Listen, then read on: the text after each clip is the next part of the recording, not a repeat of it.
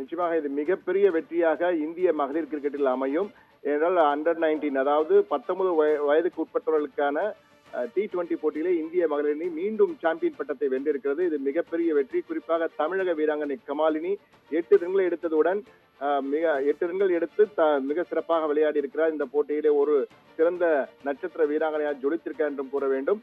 இது மிகப்பெரிய வெற்றியாக பார்க்கப்படுகிறது. தென்னாப்பிரிக்க அணியை இறுதிப் போட்டியிலே 84 ரன்களுக்கு ஆட்டம் இழந்தது.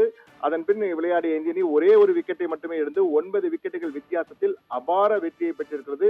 தொடர்ந்து 2வது ஆண்டாக இந்திய அணி இந்த கோப்பையை வென்றிருக்கிறது, சாம்பியன் பட்டத்தை வென்றிருப்பது மிக குறிப்பிடத்தக்க அம்சமாக பார்க்க வேண்டியிருக்கிறது. ஆண்கள் கிரிக்கெட்டிலே இந்திய அணி தொடர்ந்து சொதப்பி வந்தாலும் தற்போது மகளிர் கிரிக்கெட்டிலே இந்திய அணி மிக சிறந்த வெற்றியை பதிவு செய்திருக்கிறது. இது அண்டர் 19 கோப்பை தான் இருந்தாலும் இது மிகப்பெரிய வெற்றியாக பார்க்கப்படுகிறது தான் கூற வேண்டும். என்னால் தென்னாப்பிரிக்க அணியும் பலம் வாய்ந்த அணியாக இருந்தது. இரு அணிகளும் மிகப்பெரிய கடும் போட்டியை தருவார் என்று எதிர்பார்க்கப்பட்ட நிலையில் இந்திய அணி மிக சிறப்பாக அபாரமாக விளையாடி இந்த தமிழகத்தை சேர்ந்த கமாலினி தொடரில் மற்றும் 148 ரன்கள் எடுத்து சிறந்த நட்சத்திர வீராங்கனையாக தேர்ந்தெடுக்கப்பட்டிருக்கிறார் என்பதும் தற்போது குறிப்பிடத்தக்க அம்சம். என்றால் தமிழக வீராங்கனையின் ஆட்டம் இந்திய அணியின் ஒவ்வொரு போட்டியில் வெற்றி பெறுவதற்கும் மிகவும் பலம் வாய்ந்ததாக பக்கபலமாக இருந்தது என்பதையும் நாம் குறிப்பிட வேண்டும்.